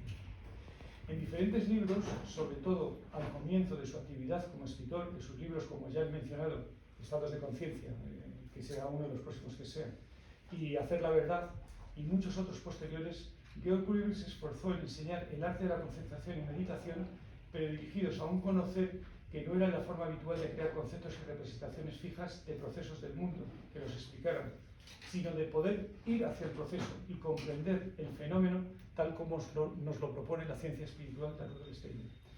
Este libro se reedita cuando ya se cumple el nacimiento de Georg Kuhlewin y ya hace años que cruzó el umbral. En él se recoge la investigación que realizó durante muchos años sobre el alma, sobre sus funciones habituales y también, algo mucho menos estudiado y conocido, sus límites. La publicación de La vida del alma entre el supraconsciente y el subconsciente data de 1976 y su subtítulo, Elementos de una psicología espiritual, no deja lugar a dudas de la intención del autor. En este libro existen claros ejemplos de investigación realizados según la metodología que se desprende de las obras epistemológicas de Rudolf Steiner, reformulando principios de la psicología y el psicoanálisis. Aquí quiero decir que todo eso que nos propone en la gnoseología de Steiner encuentra aplicación práctica en este libro. Vamos con el subtítulo No nos engaña nadie, elementos para una nueva ciencia del espíritu, para una nueva psicología espiritual. Tras realizar preguntas que ya estaban formuladas y respondidas en libros anteriores, como las relativas a la conciencia o a la atención en los procesos de pensamiento, temas centrales de sus investigaciones que la psicología clásica no se plantea, pasa a describir los elementos que enturbian el pensar y hacen que el individuo no sea un ser autónomo, sino cada vez más dependiente de elementos coagulados dentro de su alma, que no son fuerzas libres, es decir, fuerzas cognitivas que nacen del yo, sino fuerzas petrificadoras, autosintientes, al servicio del ego y bloqueadoras del yo, como señalará en otros libros. Georg Kuhlewin, a lo largo de este libro, nos muestra que la conciencia está franqueada por dos límites, lo supraconsciente y lo subconsciente, y el ser humano vive experiencias en una y otra frontera. Respecto a las experiencias limítrofes, señala algo que es fundamental en nuestro tiempo, como es la experiencia de realidades superiores, ideas, representaciones que no pueden ser explicadas con el nivel de conciencia actual y que se convierten en abstracciones impensables. Pero en lugar de elevar su nivel de conciencia para explicarlas, estas inspiraciones no percibidas por la psicología habitual permanecen en la subconsciencia, de generación de los arquetipos del inconsciente colectivo, obrando allí en la conciencia de vigilia, pero de una manera totalmente inadvertida y colectiva. son individuales, pero afectan a todas las personas y se convierten en pseudoideas que establecen su dominio sobre el ser humano, como Rudolf Steiner ya advertía en la filosofía de la libertad, sobre el poder de esclavizar la idea que no haya sido vivenciada. Esta es una frase sobre la que conviene meditar, de Steiner. Toda idea no vivenciada te esclaviza. Lo estamos viendo. Sí, sí, es claro, pensad que toda idea que es admitida pero no es vivenciada, no es interpretada, al final te haces esclavo de esa idea. Los paradigmas científicos que tenemos son un ejemplo clarísimo de esto. En el epílogo del libro reitera una idea que es hilo conductor de esta obra, y me debería decir de toda su obra. No se puede comprender o resolver ningún problema desde el mismo nivel de conciencia en el que se encuentra, sino solo a partir de una conciencia superior. Lo que debemos buscar es el nivel superior de conciencia. Este es un libro exigente, como solía Georg decir a aquellos libros que pedían un intenso esfuerzo a sus lectores para ser entendidos, pero que guardaban en su interior tesoros que cambiarían al que los encontrase. El tesoro más preciado es la propia metamorfosis de la conciencia, ser capaz de pasar de una conciencia habitual del pasado a una conciencia superior del presente. Esto se puede también formular con el título de uno de sus libros más conocidos y que debe ser el comienzo de todos aquellos que se quieren iniciar en la búsqueda de su verdadero ser, de la normalidad a la salud. Salir de la enfermedad de la conciencia a una búsqueda del verdadero conocimiento de uno mismo. Esa era la pretensión de este artista del pensamiento que, como afirmaba Goethe, pudiéramos seguir nuestro propio camino de conocimiento. Eso es. ¿Y ya está? Ya está. Muy agradecidos.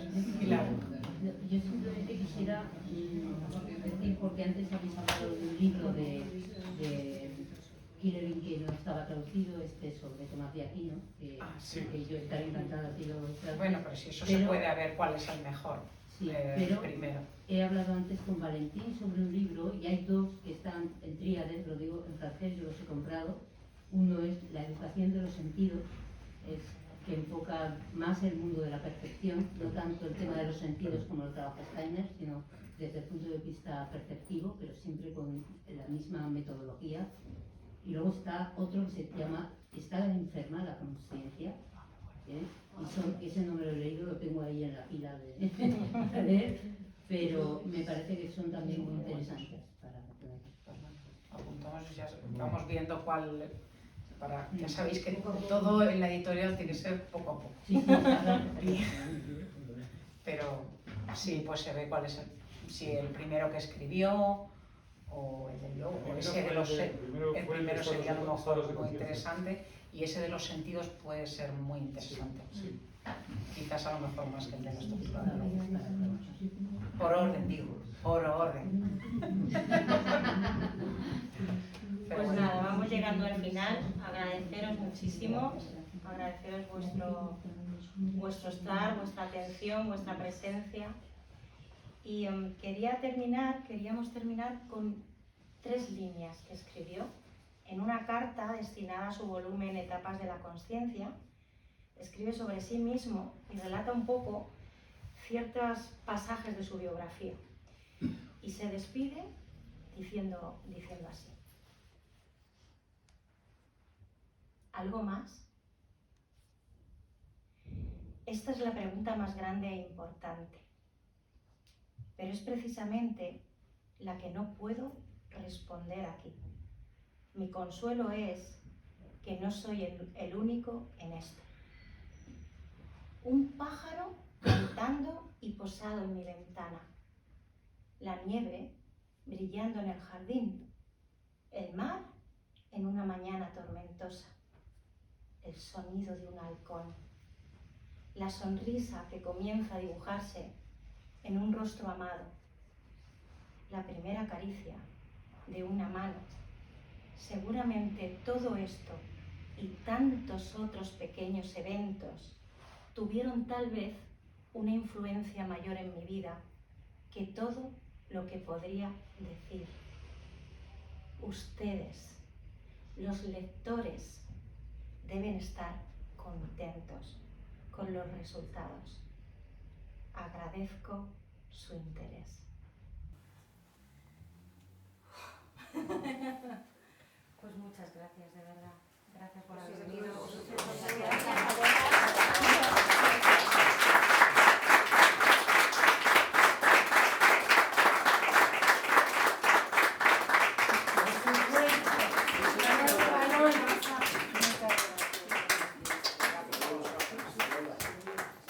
Muchas gracias a Javier, muchas gracias de verdad, porque creo que este aplauso es merecido. El aplauso anímico y de corazón de todas las personas que gracias a ti han conocido este ser, pues hoy creo que es un reconocimiento también a tu bagaje, a tus revelaciones, Fenomenal.